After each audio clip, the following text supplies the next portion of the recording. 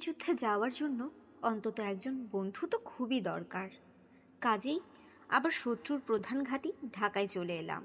প্রতিদিন ভাবি মুক্তিযুদ্ধে যাব, কিন্তু রাতে শুধু মার কথা মনে হয়। মনে হয় আমি যুদ্ধে চলে গেলে মা শুধু কাঁদবেন, আমার জন্য মা অনেক কষ্ট পাবেন, অনেক কাঁদবেন। আমার আর কোনো পিছুটান নেই, শুধু মা। আব্বার কথা আমি মোটেও ভাবি না, মার জন্যই মনটা আমার কেমন হয়ে যায়। কেমন জানি সব কিছু এলোমেলো হয়ে যায়। এভাবে ভাবতে ভাবতে কয়েকদিন চলে যায়। মুক্তিযুদ্ধে যাওয়ার জন্য মনটা আমার অস্থির হয়ে আছে, কিন্তু মাকেও ছাড়তে পারি না, মুক্তিযুদ্ধেও যাওয়া হয় না। একদিন আমার মনে হলো, সব ছেলেরই তো মা আছে, ছেলে যুদ্ধে গেলে মা তো কাঁদবেই। মার কান্নার কথা ভেবে ছেলে যদি মুক্তিযুদ্ধে না যায়, তাহলে তো মুক্তিযুদ্ধ হবে না, দেশও স্বাধীন হবে না। না, মা কাঁদে কাঁদুক, আমাকে মুক্তিযুদ্ধে যেতে হবে, দেশ স্বাধীন করতে হবে। পরের দিনই পাশের বাসার আমার এক বন্ধু, বয়সে আমার চেয়ে সামান্য বড়, নাম তার আবুল আজাদ, তাকে মুক্তিযুদ্ধে যাওয়ার কথা বলে ফেললাম।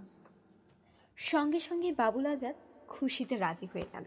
বলল, আমি তো এরকমই ভাবছিলাম এবং এরকম একজন বন্ধুই খুঁজছিলাম। তারপর প্লেন প্রোগ্রাম করে একদিন খুব ভোরে দুজনে ভারতের উদ্দেশ্যে রওনা হলাম। আমরা দু বন্ধু গ্রামের পথ দিয়ে হাঁটতে হাঁটতে নদীর পাড়ে একটি বাড়িতে এসে পৌঁছলাম। তখন প্রায় সন্ধ্যা। শখানেক পুরুষ, মহিলা, শিশু আগে থেকেই নদী পার হওয়ার জন্য এই বাড়িতে ঘাপটি মেরে অপেক্ষা করছে।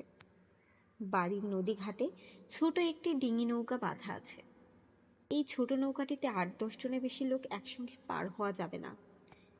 এই বাড়ির কোনো মানুষ এখানে নেই, শুধু কয়েকটি লাশ পচে গলে পড়ে আছে। আর এই যে শখানেক মানুষ, এরা সবাই শরণার্থী হয়ে ভারতে চলে যাওয়ার জন্য এখানে জড়ো হয়ে আছে। সন্ধ্যার পর নৌকার মাঝি এসে নদী পার করে দেবে, সেই অপেক্ষায় আছে। নদীতে পাক সেনারা গানবোট নিয়ে ঘাঁটি করেছে।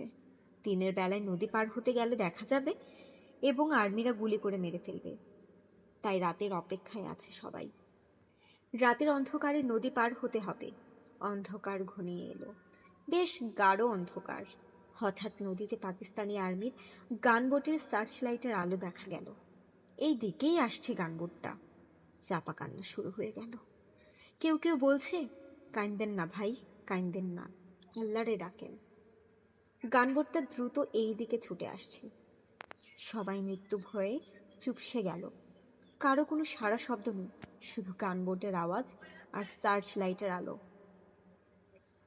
আমরা সবাই মাটিতে শুয়ে পড়লাম, যাতে গানবোটের সার্চ আলোতে যেন দেখা না যায়। বুকের ভেতর ভয়, তার উপর মানুষের পচা লাশের গন্ধে দম বন্ধ হয়ে আসছে। দিন 4 আগে পাকিস্তানি হানাদাররা এই বাড়িতে হানা দিয়ে এই মানুষগুলোকে হত্যা করেছে। আবাল বৃদ্ধ বনিতা, কারো মুখেই কোনো শব্দ নেই, অন্তরে শুধু আল্লাহ, রাসূল সাল্লাল্লাহু আলাইহি সাল্লাম আর ভগবানের নাম। গানবোট যতই এগিয়ে আসছে, মনে হচ্ছে মৃত্যু ততই এগিয়ে আসছে। মৃত্যু এখন শুধু কয়েক মিনিটের ব্যাপার হয়ে দাঁড়িয়েছে। আমি একটা গাছের আড়ালে দাঁড়িয়ে সবাইকে বললাম, কেউ শোয়া থেকে উঠবেন না, নড়াচড়াও করবেন না, কোনো কথা বলবেন না। সবাই মাটিতে যেভাবে শুয়ে আছেন ঠিক এইভাবেই শুয়ে থাকবেন। কোনো প্রকার চিৎকার বা ছুটাছুটি মানেই নিশ্চিত মৃত্যু। আল্লাহ পাক যদি সহায় হন, তাহলে আমরা এভাবেই বেঁচে যাব। এছাড়া আমাদের আর বাঁচার কোনোই পথ নেই। সবাই সৃষ্টিকর্তাকে স্মরণ করেন। গানবোট একেবারে বাড়ির পাশে এসে পড়ল। সার্চ লাইটের তীব্র আলোয় আলোকিত হলো সারা বাড়ি। বাড়ির আঙিনায় কাপড় শুকানোর যে দড়ি বাঁধা ছিল, তাও স্পষ্ট দেখা গেল। গানবোটটি যত দ্রুত এসেছিল তত দ্রুতই চলে গেল, থামল না। একসময় অদৃশ্য হয়ে গেল। সবাই যেন নতুন জীবন নিয়ে বেঁচে উঠল। কিছুক্ষণ পর নৌকার মাঝি এলো। কার আগে কে যাবে একসঙ্গে লাফিয়ে নৌকায় উঠে পড়ল। যা হবার তাই হলো, তীরেই নৌকা ডুবে গেল। নৌকা তুলে পানি ফেলে মাত্র ভাসানো হলো, সঙ্গে সঙ্গে আবারও সবাই নৌকায় লাফিয়ে উঠল। পানি সেচে নৌকা আবার ভাসানো হলো। আবারও সবাই একসঙ্গে উঠতে গিয়ে ডুবিয়ে দিল নৌকা। শিশু আর মহিলারা কাঁদতে শুরু করলো। আমি আর আমার বন্ধু বাবুল আজাদ উচ্চ কণ্ঠে ধমকের সুরে বললাম, আমরা দুজন সবার শেষে যাব, একজনও বাকি থাকতে আমরা যাব না। সবাই নদী পার হওয়ার পর আমরা পার হব। কে কে আমাদের সঙ্গে নদী পার হবেন? কেউই কোনো কথা বলল না, সকলেই চুপ। আমরা কথা দিলাম সবাই আগে যাবেন, আমাদের আগে যাবেন। আমরা যাকে বলবো সেই নৌকায় উঠবেন, নইলে নৌকা আর তুলব না, সবাই একসঙ্গে মারা পড়ব। জনকয়েক বলে উঠল, ঠিক আছে, আপনারাই ঠিক করে দেবেন কে কখন উঠবে। কেউ কেউ বলে উঠল, আবার নিজেরাই আমাদের ফেলে চলে যেয়েন না। বললাম, দেখতেই তো পাবেন যাই কিনা। কাউকেই ফেলে আমরা যাব না, আমাদের কথা শোনেন। সবাই নদী পার হতে পারবেন এবং আমাদের আগে পার হবেন। আবার নৌকা তুলে পানি ফেলে নৌকা জাগালাম। ডান দিক থেকে এক এক করে 9 জন করে নৌকায় তুললাম। নৌকা ছেড়ে গেল, নামিয়ে দিয়ে আবার নৌকা ফিরে এলো শেষ ট্রিপে। আমরা দুজন সহ 5 জন নৌকায় উঠে নদী পার হলাম।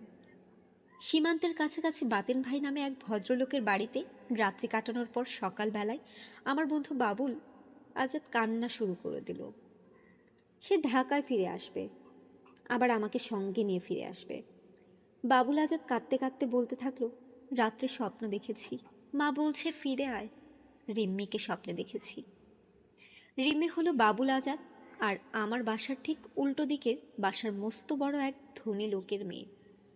বাবুল আজাদের প্রেমিকা, খুবই ভালো মেয়ে, সব দিক দিয়েই ভালো, আচার ব্যবহার অমায়িক, দেখতে সুন্দরী, ভালো ছাত্রী, সবার প্রিয়।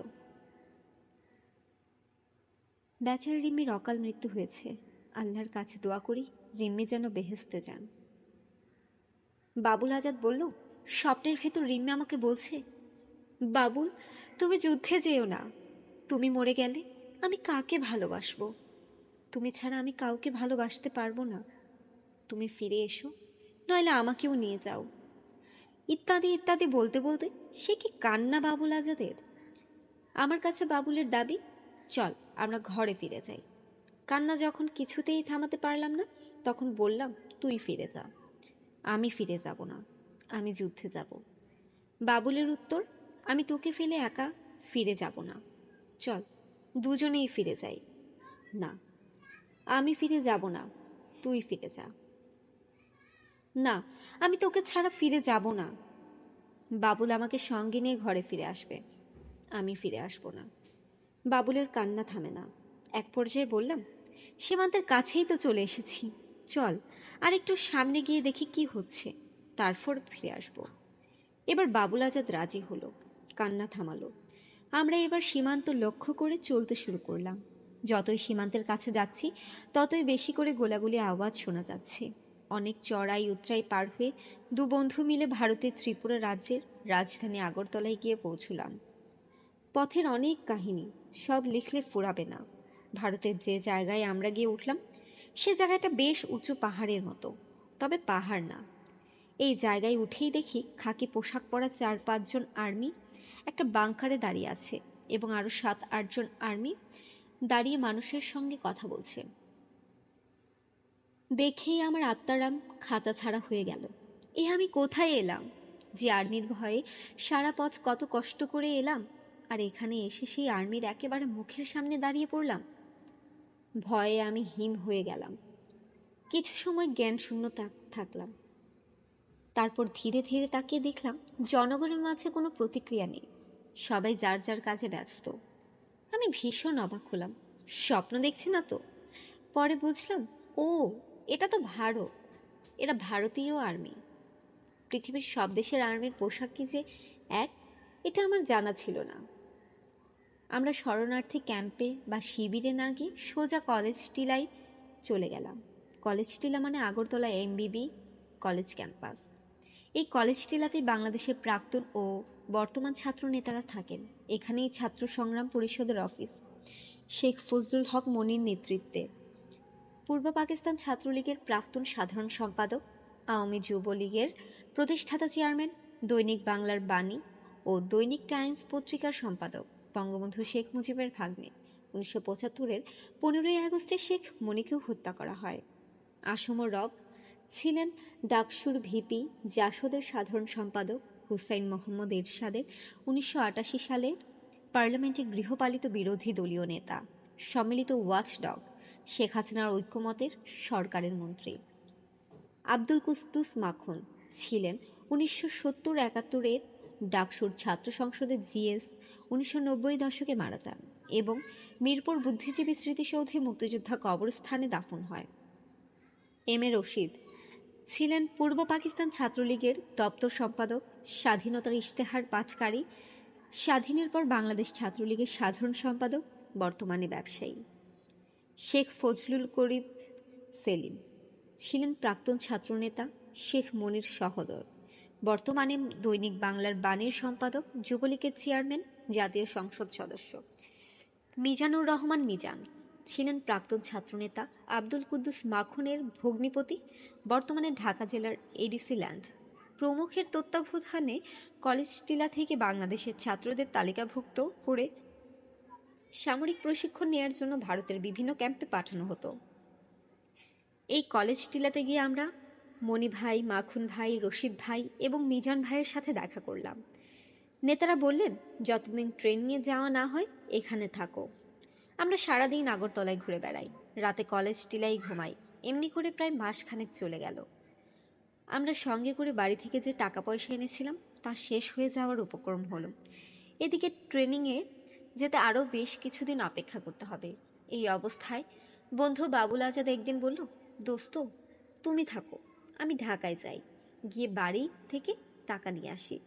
আমি সঙ্গে সঙ্গে বাবুলের প্রস্তাব প্রত্যাখ্যান করলাম। বললাম, না, ট্রেনিংয়ে যতদিন না যাই ততদিন খেয়ে না খেয়ে কষ্ট করতে থাকি। খাওয়ার দারুণ কষ্টে পড়ে গেলাম। দিনে এক মুঠো ভাত পাই তো পাই না অবস্থা। আর বাবুলের প্রতিদিন একই কথা, তুই থাক, আমি ঢাকায় যাই, টাকা পয়সা নিয়ে আসি। আমি বলি, না, তুই ঢাকায় ফিরে গেলে আর আসবি না। বাবুল আমাকে বোঝায়, দেখ দোস্ত, আমি যদি এখান থেকে চলে যেতে চাই তাহলে কি চলে যেতে পারি না? তুই কি আমাকে আটকে রেখেছিস? আমি চলে যেতে চাইলে তো যে কোনো সময় চলে যেতে পারি। তোকে বলে যাওয়ার দরকার কি? আমি এই জন্যই তোকে বলে যেতে চাই যাতে তুই মন খারাপ না করিস। তুই বিশ্বাস কর, আমি কথা দিলাম ঠিকই ঢাকায় গিয়ে মার কাছ থেকে টাকা নিয়ে আবার তোর কাছে ফিরে আসব। আমি বাবুলের কথা বিশ্বাস করলাম না। যে ছেলে বাংলাদেশে থাকতেই রাস্তা দিয়ে বাড়ি ফিরে যাওয়ার জন্য কান্নাকাটি জুড়ে দিয়েছিল, সেই ছেলে একা সীমান্ত পাড়ি দিয়ে ঢাকার বাড়িতে গিয়ে টাকা নিয়ে আবার আগরতলায় আমার কাছে ফিরে আসবে? এটা কিছুতেই বিশ্বাসযোগ্য নয়। তবে চিন্তা করলাম, বাবুল যে কোনো মুহূর্তেই সত্যিই আমাকে না জানিয়ে বাংলাদেশে চলে যেতে পারে। ওকে ধরে রাখার কোনো উপায় আমার নেই। না বলে পালিয়ে যাবে, তার চেয়ে আমিই বাবুলকে বাংলাদেশে যাওয়ার অনুমতি দিয়ে দিই, সেই ভালো। আমি বাবুল আজাদকে চলে যাওয়ার অনুমতি দিলাম। দু বন্ধু সীমান্তে এলাম, একজন আরেকজনকে জড়িয়ে ধরলাম। অশ্রু সজল চোখে আমি বাবুল আজাদকে বিদায় দিলাম। মনে হলো যেন আর দেখা হবে না, এ দেখাই শেষ দেখা। বিদায়ের বেলায় শুধু বললাম, আমার মাকে সান্ত্বনা দিস। আমি টিলার উপর দাঁড়িয়ে রইলাম, সামনে সমতল ভূমি, বাংলাদেশ। বাবুল ধীরে ধীরে বাংলাদেশে নেমে গেল। পলকহীন দৃষ্টিতে তাকিয়ে রইলাম বাবুলের যাওয়ার দিকে। দৃষ্টিতে যত দূর দেখা যায় বাবুল আস্তে আস্তে ছোট হয়ে যাচ্ছে। একসময় দৃষ্টির বাইরে মিলিয়ে গেল বাবুল আজাদ।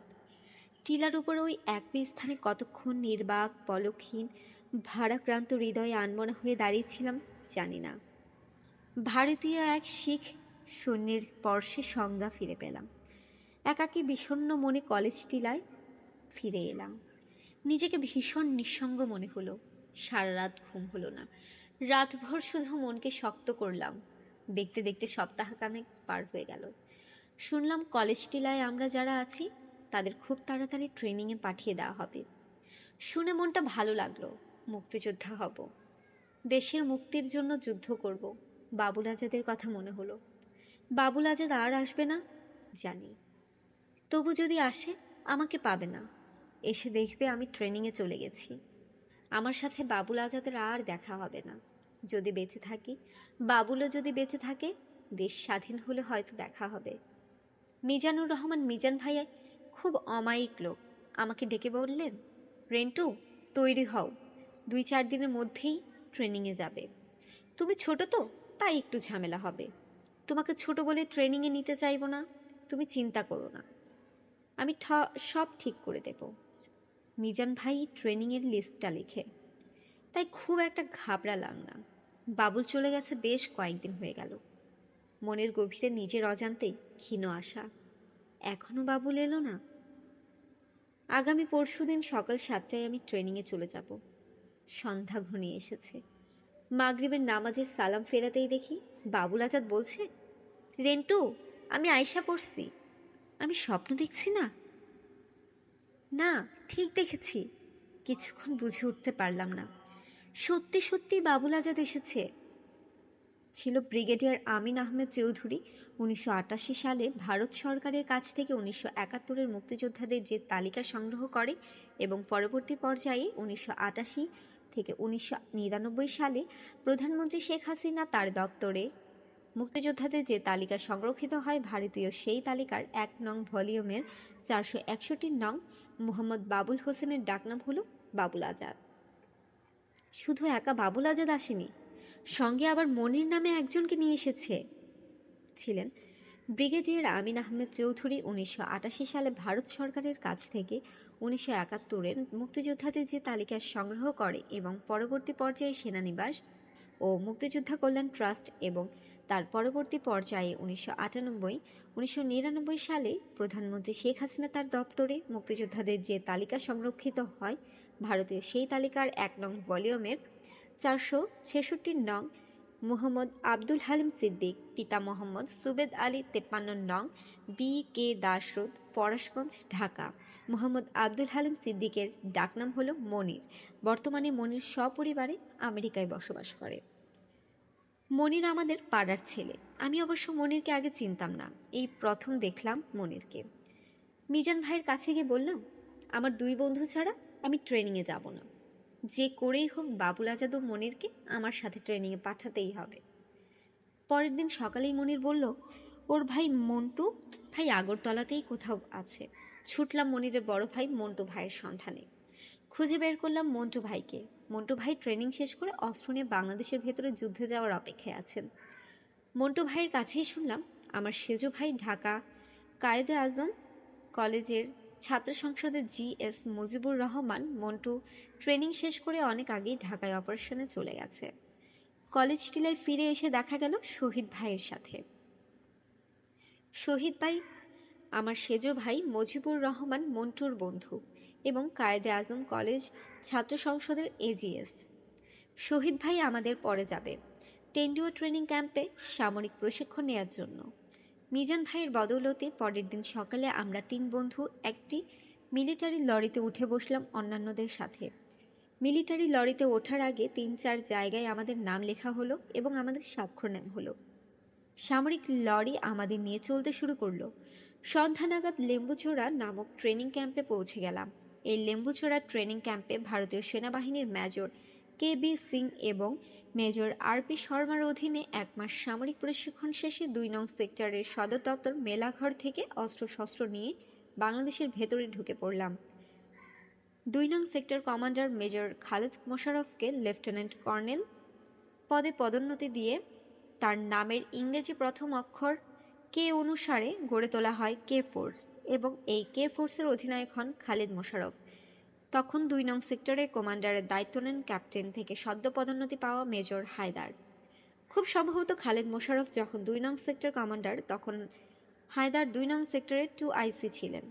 আমরা যারা ভারতে সামরিক প্রশিক্ষণ নিয়ে মুক্তিযোদ্ধা হয়েছি, আমাদের প্রশিক্ষণকালে অসংখ্য জায়গায় আমাদের নাম, পিতার নাম, বর্তমানে স্থায়ী ঠিকানা, কতজন ভাই, কতজন বোন, তাদের নাম ইত্যাদি বিষয়ে লিপিবদ্ধ করা হয় এবং স্বাক্ষর নেওয়া হয়। এই জাতীয় বায়োডাটা দিতে গিয়ে আমরা বিরক্ত হয়ে পড়েছিলাম। ভারত সরকার যদি প্রয়োজন মনে করে ওই তালিকা ধরে এখনও আমাদের খুঁজে বের করে ফেলতে পারবে। একমাত্র কাদের সিদ্দিকী, বীর উত্তম এর কাদেরিয়া বাহিনী ছাড়া আমরা যারা ভারতে গিয়ে ট্রেনিং নিয়ে মুক্তিযোদ্ধা হয়েছি, এই মুক্তিযোদ্ধারাই মূল মুক্তিযোদ্ধা বা প্রথম মুক্তিযোদ্ধা। এই মুক্তিযোদ্ধারাই দেশে এসে ছাত্র যুবকদের ট্রেনিং দিয়ে আরও মুক্তিযোদ্ধা তৈরি করে, অর্থাৎ ভারতীয় প্রশিক্ষণপ্রাপ্ত মুক্তিযোদ্ধাদের থেকেই জন্ম নেয় দেশীয় প্রশিক্ষণপ্রাপ্ত মুক্তিযোদ্ধা। এই হলো Indian trend and local trend মুক্তিযোদ্ধা। এই মুক্তিযোদ্ধাদের সাথে এদেশের আপামর জনতা যোগ হয়ে হলো মুক্তিবাহিনী। যদি মুক্তিবাহিনী বলা হয় বা ধরা হয় তাহলে কেবলমাত্র রাজাকার আলবদর আল শামস ব্যতীত সকল বাঙালি মুক্তিবাহিনীর। যেমন সেনাবাহিনী, সেনাবাহিনীর সকল সদস্যই যুদ্ধ করে না। সেনাবাহিনীর ইঞ্জিনিয়ারিং কোরের লোকদের দায়িত্ব হচ্ছে ব্রিজ, কালভার্ট, পুল ইত্যাদি তৈরি করা, যুদ্ধ করা নয়। আবার সেনাবাহিনীর মেডিকেল কোর বা সিগন্যাল কোর এর সদস্যরা যুদ্ধ করে না। মেডিকেল কোরের দায়িত্ব হচ্ছে আহত সৈনিকের চিকিৎসা করা, যুদ্ধ করা নয়। সিগন্যাল কোরের দায়িত্ব হচ্ছে সিগন্যাল দেয়া, যুদ্ধ করা নয়। সেনাবাহিনী সাপ্লাই কোরের লোকেরা যুদ্ধ করে না, কিন্তু যুদ্ধক্ষেত্রে রসদ, গোলা বারুদ, খাবার ইত্যাদি সকল কিছু সাপ্লাই করার বা পৌঁছে দেওয়ার দায়িত্ব হচ্ছে সাপ্লাই কোরের। সেনাবাহিনীর পদাতিক, ইনফেন্ট্রি, গোলন্দাজ ইত্যাদি কোরের কাজ হচ্ছে যুদ্ধ করা।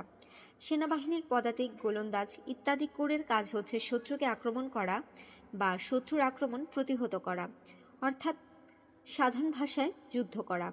Engineering core, signal core, medical core, supply core ইত্যাদি সকল কোর মিলেই সে হয় সেনাবাহিনী।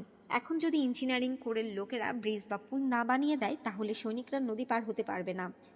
মেডিকেল কোর চিকিৎসা না করলে আহত সৈনিক সুস্থ হতে পারবে না। সিগন্যাল কোর সিগন্যাল না দিলে সৈনিকেরা বুঝতে পারবে না। সাপ্লাই কোর সাপ্লাই না দিলে সৈনিকরা গোলাবারুদ পাবে না, খাবার পাবে না। এখন যদি ইঞ্জিনিয়ারিং কোর ব্রিজ তৈরি না করে, মেডিকেল কোর চিকিৎসা না দেয়, সিগন্যাল কোর সিগন্যাল না দেয়, সাপ্লাই কোর সাপ্লাই না দেয়, তাহলে কি পদাতিক বা গোলন্দাজ কোর যুদ্ধ করতে পারবে? না, পারবে না। যুদ্ধ করতে হলে উল্লেখিত সকল কিছু চাই। এই সকল কিছু মিলেই হয় যুদ্ধ। আমাদের মুক্তিযুদ্ধ সকল কিছু মিলেই হয়েছে। যেমন নৌকার মাঝি মুক্তিযোদ্ধাদের নদী পার করে দিয়ে ইঞ্জিনিয়ারিং করে দায়িত্ব পালন করেছেন। গ্রাম্য ডাক্তার, ঔষধের দোকানদার মুক্তিযোদ্ধাকে চিকিৎসা করে মেডিকেল কোরের কাজ করেছেন। গ্রামের কৃষক পাকিস্তানি সেনাবাহিনীর গতিবিধির খবর মুক্তিযোদ্ধাকে জানিয়ে সিগন্যাল কোরের ভূমিকা পালন করেছেন। গ্রামের মা ভাত রেঁধে খাইয়েছেন এবং মানুষ অস্ত্র ও গুলির বোঝা মাথায় করে মুক্তিযোদ্ধাদের পৌঁছে দিয়ে সাপ্লাই কোরের কাজ করেছেন। তবেই না কেবল আমরা মুক্তিযোদ্ধারা যুদ্ধ করেছি, আমরা মুক্তিযোদ্ধারা পদাতিক বা গোলন্দাজ কোরের কাজ করেছি। গোটা 7.5 কোটি বাঙালি ইঞ্জিনিয়ারিং, মেডিকেল, সিগন্যাল, সাপ্লাই ইত্যাদি কোরের কাজ করেছেন এবং এই সকল কোরের সমন্বয়ে অর্থাৎ মুক্তিযোদ্ধা জনতার সমন্বয়ে সৃষ্টি হয়েছে মুক্তিবাহিনী। কেবলমাত্র রাজাকার আলবদর ব্যতীত সকল বাঙালি মুক্তিবাহিনী। পাকিস্তানিরা অবশ্য এই সংজ্ঞায় বিশ্বাস করত, আর এই জন্যই তারা নির্বিচারে বাঙালি হত্যা করেছে। নির্বিচারে বাঙালি হত্যা করা ছাড়া পাকিস্তানি সৈনিকদের আর যা করার ছিল তা হলো আত্মসমর্পণ। পাকিস্তানি সেনাবাহিনীর অবস্থা ছিল দ্বীপান্তরে বা নির্বাসনে আসা মানুষের মতো। নির্বাসনে বা দ্বীপান্তরে আসা মানুষ থাকে নিরস্ত্র, কিন্তু পাকিস্তানি সেনাবাহিনীর সৈনিকদের আধুনিক অস্ত্রশস্ত্র দিয়ে নিজ ভূখণ্ড পাকিস্তান থেকে 1200 মাইল দূরে বাংলাদেশে নির্বাসনে পাঠানো হয়েছিল। পাকিস্তানি সমরবিদ ও রাজনীতিবিদরা মনে করেছিল তারা শুধু অস্ত্রের জোরে মানুষ খুন করেই বাংলাদেশ দীর্ঘদিন দখল করে রাখতে পারবে। কিন্তু যেই মাত্র নিরস্ত্র বাঙালির সংক্ষিপ্ত সামরিক ট্রেনিং নিয়ে অস্ত্র হাতে তুলে নিল, সঙ্গে সঙ্গে শুধু শহর অঞ্চল ছাড়া গোটা বাংলাদেশের নিয়ন্ত্রণ চলে গেল মুক্তিযোদ্ধা ও মুক্তিবাহিনীর কাছে। বাংলাদেশে আসা পাকিস্তানি সেনাবাহিনীর কাছে যে ধরনের অস্ত্র এবং যে পরিমাণ অস্ত্র ছিল তা দিয়ে কেবল নিরস্ত্র মানুষকে দীর্ঘদিন দাবিয়ে রাখা যেত ঠিকই, কিন্তু সশস্ত্র মানুষকে বেশি দিন দাবিয়ে রাখা কিছুতেই যেত না। এবং ভারতের মতো একটি রাষ্ট্রের আক্রমণ মোকাবেলা করার ক্ষেত্রে বাংলাদেশে অবস্থানরত পাকিস্তানিদের অস্ত্র ছিল সম্পূর্ণ অকার্যকর। মাত্র কয়েক মাসের মধ্যেই মুক্তিযোদ্ধা এবং এদেশের আপামর জনতা অর্থাৎ মুক্তিবাহিনীর দাপটে পাক হানাদাররা রাতের বেলায় চলাফেরা বন্ধ করে দিল। তবে পাক হানাদাররা ঠান্ডা মাথায় একটা পরিকল্পনা দ্রুত চালিয়ে যেতে থাকলো। তা হলো এদেশের নারীদের ধর্ষণ করা। পাকিস্তানিদের নীল নকশাই ছিল এদেশের কিশোরী, যুবতী, রমণী নির্বিচারে ধর্ষণ করে তাদের পেটে পাকিস্তানিদের জারজ সন্তান তৈরি করা, বাঙালি নারীর গর্ভে পাকিস্তানের জারজ বংশধর বৃদ্ধি করা এবং পাকিস্তানি এই জারজদের দিয়ে বাংলাদেশকে চিরকাল দখল করে রাখা। পাকিস্তানিরা তাদের পরিকল্পনা বাস্তবায়িত করার জন্য গোলাম আজম, মতিউর রহমান নিজামীদের মতো মুষ্টিমেয় হাতে গোনা কতিপয় ঘৃণিত ব্যক্তিকে তাদের দোসর হিসেবে পেল ঠিকই, কিন্তু গোটা বাঙালি জাতি পাকিস্তানিদের চিরদিনের জন্য উপড়ে ফেলার জন্য ছিল বদ্ধপরিকর। অপরদিকে ভারতের প্রধানমন্ত্রী শ্রীমতী ইন্দিরা গান্ধীর সরকার এবং ভারতের জনগণ বাঙালির জন্য, বাংলাদেশের স্বাধীনতার জন্য তাদের সকল ধরনের সাহায্যের দুয়ার খুলে দিল অকৃপণভাবে। মুক্তিযুদ্ধের মাত্র 9 মাসের মাথায় ভারতের সাথে পাকিস্তানের যুদ্ধ বেঁধে গেল। একদিকে মুক্তিযোদ্ধা জনগণ মিলে 7.5 কোটি মুক্তিবাহিনী, তার সাথে যোগ হলো ভারতীয় সেনাবাহিনী। মুক্তিবাহিনী আর ভারতীয় বাহিনী মিলেমিশে হলো মিত্রবাহিনী। 6 ডিসেম্বর মিত্রবাহিনী সাঁড়াশি আক্রমণ শুরু করলো। নির্বাসনে আসা দিশেহারা পাক হানাদার বাহিনী মাত্র 10 দিনের মাথায় 16 ডিসেম্বরে অসহায় এক মতো পরাজয় বরণ করল। 96,000 পাকিস্তানি সৈন্য জেনারেল নিয়াজির নেতৃত্বে 16 ডিসেম্বর 1971 সালে রেসকোর্স ময়দানে আত্মসমর্পণ করল।